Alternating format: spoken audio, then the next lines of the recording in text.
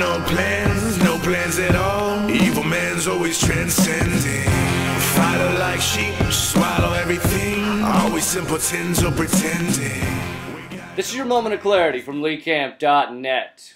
McDonald's, one of the most beloved American companies. It sold billions and billions of burgers, fries, and congealed chicken paste kebabs, and has a mere 33,000 locations around the world. So chances are, no matter where you live in the world, there's a McDonald's location in your living room.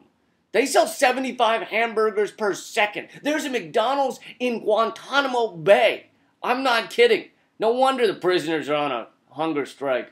The golden arches are more recognizable around the world than the Christian cross, which is not really surprising because, you know, those holy wafers, they're not really cutting it. Maybe if you put some pink slime on there, a little bit of spray on cheese, then Jesus could compete with Ronald McDonald. I mean, Jesus may have turned water into wine, but Ronald turns chemical pink paste into something called a McRib, which is far more impressive. And pretty much everyone knows that McDonald's is not good for them, per se. In this instance, good means useful to be processed through the human body. In fact, there's been whole movies done about it, such as Super Size Me, and that other one, and, oh God, where's the bathroom? Oh, sweet merciful Lord, somebody get me 3 rolls of toilet paper and a Zamboni, because this is going to be a nuclear fallout.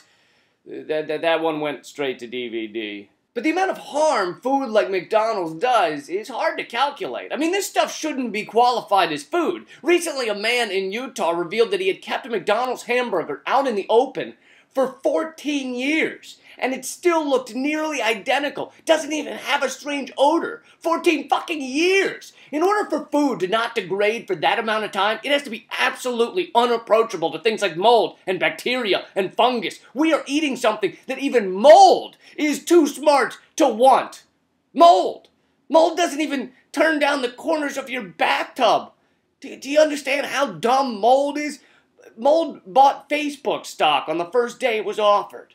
Think about that. When this burger was originally purchased, the top song on the radio was Britney Spears' first single, Hit Me Baby One More Time. Britney Spears is now 65 years old with 3 kids, and she says hit me one more time. She's talking about heroin. That's how long this burger has been sitting out in the open. The cows whose lips and anuses were used to make this burger were born when the original Home Alone was at the top of the box office. Macaulay Culkin was an adorable 8-year-old. Now, if Macaulay Culkin is home alone, it's because he's doing heroin. And the burger still looks untouched. A dead body begins decaying in a few days. This burger is less attractive to microscopic organisms than a corpse. And then, of course, there's the amount of diabetes and obesity McDonald's and other fast food is responsible for. The #1 killer in America is heart disease. But you already know that stuff. So let's move on to the factory farms where the animals are manufactured, never seeing a pasture, stacked on top of each other in cages no larger than their bodies for their entire lives before they're marched off to be...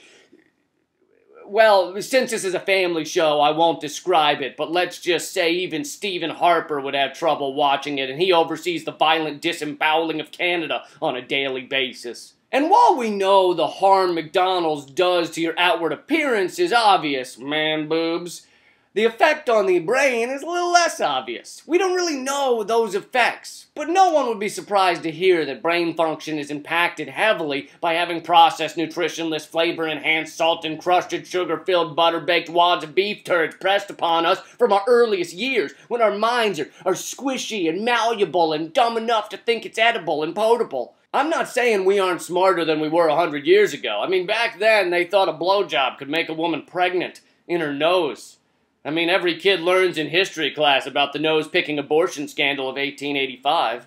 So we are smarter, but perhaps we're a lot dumber than we could be if we weren't eating double quarter pounds of shit every day. Shit that if left sitting out for 14 years would look exactly the same. So maybe it's time McDonald's told the truth about the disaster meals they're selling rather than tricking children into begging for them. That's been your moment of clarity from LeeCamp.net. There are tons of links to the information in the description. The music here at the end is a song inspired by Moment of Clarity and written and played by Christopher Robinson. If you want to watch him perform it, just click the link here. And if you want to see me trying to get people to sign their children up for the obesity exchange program on the streets of New York, click this link. And lastly, if you haven't already, like my Facebook page at facebook.com/LeeCampComedian. I post loads of great stuff over there. So, keep fighting.